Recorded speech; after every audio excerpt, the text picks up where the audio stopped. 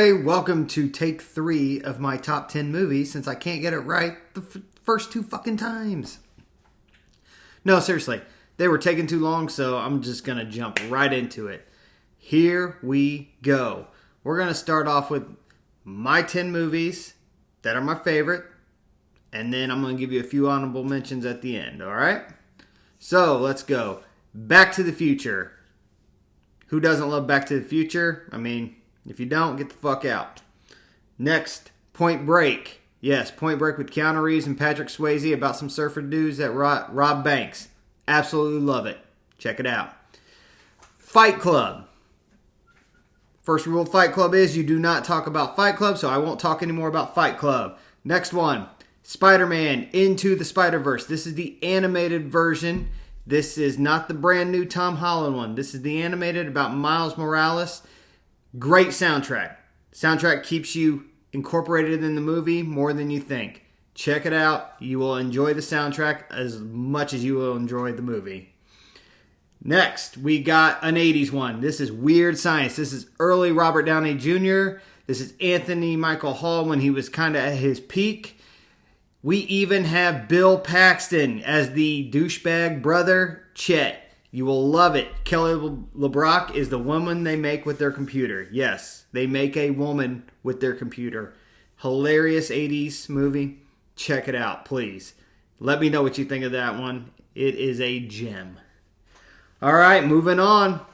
Big Trouble in Little China. How can you not love Big Trouble in Little China? John Carpenter directed. Russell Crowe. No, Kurt Russell. Excuse me for the blasphemy. I am so sorry. It is Kurt Russell. Also, Kim Cattrall. Early Kim Cattrall. This is way before Sex and the City. So, check this out.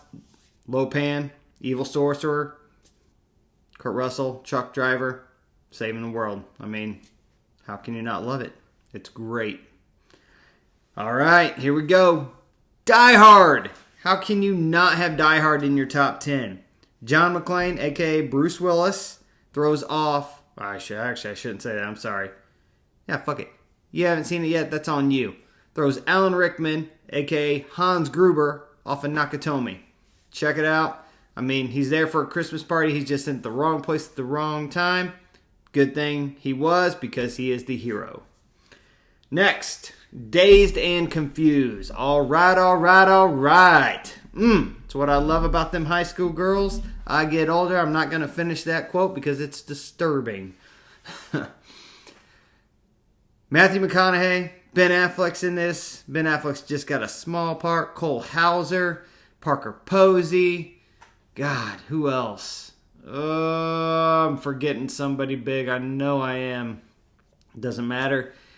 Set in the 70s, about juniors becoming seniors, 8th graders becoming freshmen, kind of those relationships, how the seniors treated the freshmen.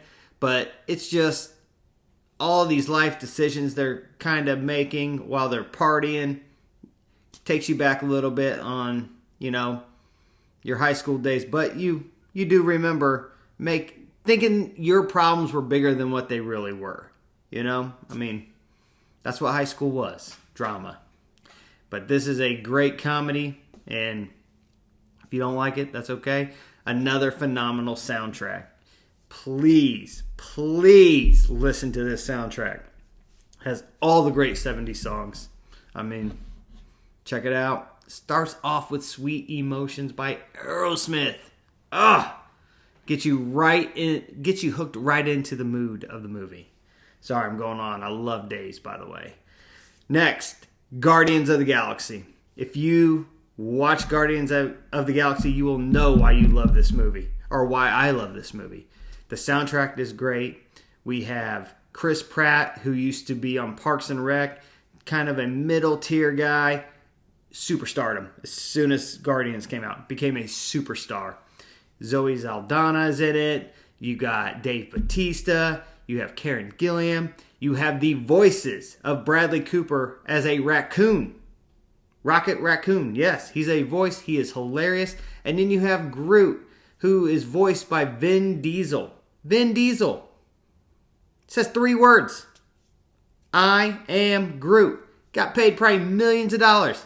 Genius marketing, everything. You have these big stars, and then you have James Gunn, the director, who is the best director for this type of movie. He makes you care about characters you never even heard of or didn't give a damn about. He makes you care for them. That is great storytelling. That is great direction. That is a perfect movie in my sense, you know? So, check it out. If you don't like Guardians, sorry about you. Move on. Also, great soundtrack. Like I said, great soundtrack. Gotta listen to that. That's one of the ones I have on repeat on my Spotify. Yes, I'm still on Spotify. I don't care what you think. I'm on Spotify for the music, okay? Not the podcast. Sorry.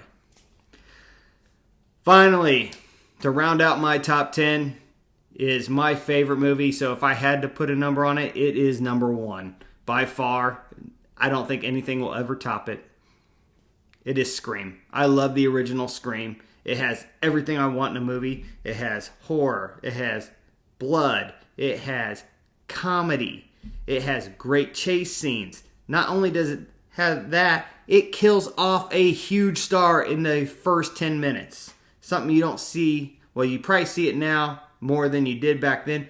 But back then when it came out in 96, you did not see that. When Drew Barrymore was cast, everybody thought she was going to be the final girl. How could you not? Even though it was set around Sydney, Drew Barrymore was a megastar. You can't kill a megastar. Star. I'm sorry. It's getting late. Sorry. Kevin Williamson and Wes Craven flipped the script on that. Directed by Wes Craven, written by Kevin Williamson. I mean, it was brilliant. And these young stars like Matthew Lillard, Skeet Ulrich, Rose McGowan, Jamie Kennedy, David Arquette.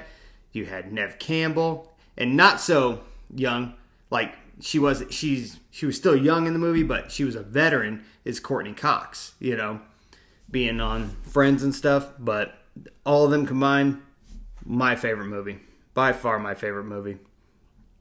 I mean, if you just look at my pictures and stuff, you know I'm all about Scream. So, it is the movie that got me back into horror. Horror was pretty dead through the 90s. I mean, you might have had a movie here and there, like Blair Witch got big. That wasn't for me. I got more motion sickness than I did enjoy the movie. So, it's not a terrible movie. I like the whole concept of the found footage. I thought that was different. It was new. It was awesome. Motion sickness, sorry. But yeah, it really brought back the slasher genre.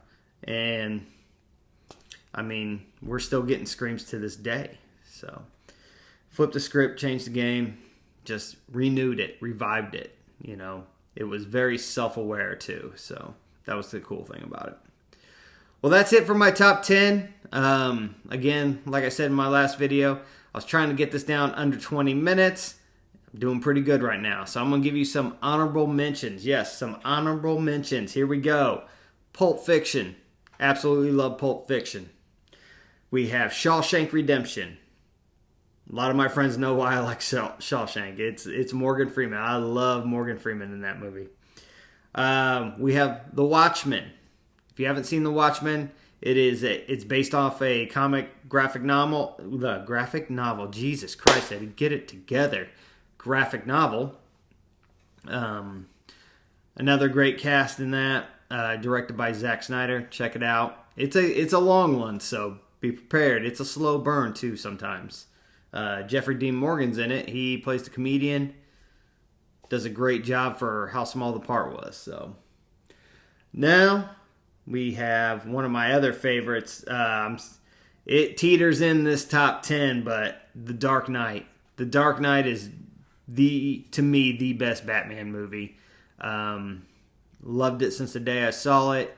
When it's on TV, usually watch it. So, I mean, Heath Ledger as the Joker was brilliant. Christian Bale as Batman was good too. Michael Caine's in it. I mean, Gary Oldman. Gary Oldman might be one of the most underrated actors in the world. I don't think he gets the props that he really does deserve. He's a great actor. Blow. Blow is my favorite Johnny Depp movie of all time. Absolutely love it. Story of George Young. Johnny Depp kills it. These are the roles Johnny Depp is meant to play. Besides Pirates, big blockbuster movie, he's a perfect Jack Sparrow, but I love these small roles that he can really kind of dive into. That's just what I prefer. I just don't think he's that mega star that you're going to sell, besides the Pirates thing. But anything else, man, I love when he can just kind of sink his teeth into a role like this. But last but not least, Wolf of Wall Street. I absolutely love Wolf of Wall Street. Another one that's creeping up there. Wolf of Wall Street is exactly what it is. I mean, great cast with Leo. You have Jonah Hill. You have Margot Robbie. John Bernthal's in it for a little bit. Matthew McConaughey, he got the whole great scene right there. Everybody knows that scene. You got to pump them numbers up.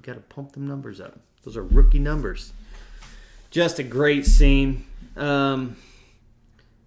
Based on true story. So, yep. I think I'm going to end it there. One that is creeping up, though, is Once Upon a Time in Hollywood with Leo and Brad. They absolutely murder it in that movie. The ending of that is one of my favorite endings. So give that a chance too. Also, a lot of the same people in most of Quentin Tarantino's movies are in that, so check it out. Other than that, that's all I got for you today. That was a quick one. Cut it down under 20 minutes, so good job me. Next one on the rise is top 10 TV shows, so stay tuned. And again, if you have any problems with my list, it's not your list. Don't worry about it. Move on. Love you guys.